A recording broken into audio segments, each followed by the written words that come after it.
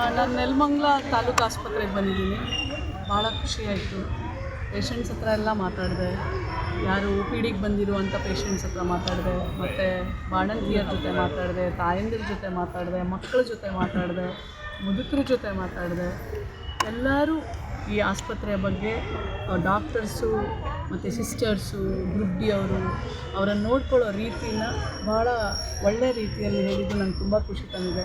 ಯಾಕೆ ಅಂತಂದರೆ ಯೂಶ್ವಲಿ ನಾನು ಪ್ರವಾಸ ಮಾಡಬೇಕಾದ್ರೆ ಆಸ್ಪತ್ರೆಗಳಲ್ಲಿ ಭಾಳಷ್ಟು ಸಲ ನೆಗೆಟಿವ್ ಒಪಿನಿಯನ್ಸು ಜಾಸ್ತಿ ಇರುತ್ತೆ.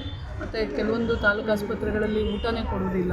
ಸೊ ಹಾಗಾಗಿ ಇಲ್ಲಿ ನಾನು ಎಲ್ಲರನ್ನೂ ಕೇಳಿದಾಗ ಅವರೆಲ್ಲ ಹೇಳ್ತಾಯಿದ್ರು, ಮೊಟ್ಟೆ, ಬಾಳೆಹಣ್ಣು, ಪಲ್ಯ, ಅನ್ನ, ಸಾರು ಪ್ರತಿಯೊಂದೂ ಕೊಡ್ತಾರೆ ಅನ್ನೋ ಒಂದು ಒಳ್ಳೆಯ ಮನೋಭಾವ ಇಲ್ಲಿರೋ ಪೇಷಂಟ್ಸಲ್ಲಿ ಇತ್ತು.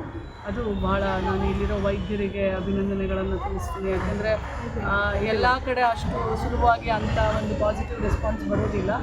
ಮತ್ತು ಕೆಲವೊಂದೆಲ್ಲ ನ್ಯೂನತೆಗಳನ್ನು ಅವರು ನಮ್ಮಲ್ಲಿ ಇಲ್ಲ ಮೇಡಮ್, ಇದು ನಮಗೆ ಬೇಕು, ಎಸ್ಪೆಷಲಿ ಬ್ಲಡ್ ಬ್ಯಾಂಕು. ಇಲ್ಲಾಂದರೆ ಇಲ್ಲಿಂದ ಬೆಂಗಳೂರಿಗೆ ಹೋಗುವಷ್ಟರಲ್ಲಿ ರಕ್ತಸ್ರಾವ ಅದೆಲ್ಲ ಆಗದಿರೋದ್ರಿಂದ ಬ್ಲಡ್ ಬ್ಯಾಂಕು ಮತ್ತು ಎನ್ ಐ ಸಿ ಯು ಅಂದರೆ ಮಕ್ಕಳು ಏನಾದರೂ ಎಮರ್ಜೆನ್ಸಿ ಆದರೆ, ಸೊ ಇಲ್ಲಿ ಪ್ರಾರಂಭ ಆದರೆ ಏನು ಗೊತ್ತಾ, ಅಲ್ಲಿ ಭಾರ ಕಡಿಮೆ ಆಗುತ್ತೆ ಬೆಂಗಳೂರಲ್ಲಿ ಟೆರ್ಷರಿ ಹಾಸ್ಪಿಟಲ್ಗಳಲ್ಲಿ. ಸೊ ಅದನ್ನೆಲ್ಲ ನಾನು ಖಂಡಿತವಾಗ್ಲೂ ಸರ್ಕಾರಕ್ಕೆ ಬರೆದು ಪಾಸಿಟಿವ್ ಆಗಿ ಮಾಡೋ ಹಾಗೆ ನಾನು ಒತ್ತಡವನ್ನು ಹಾಕ್ತೇನೆ.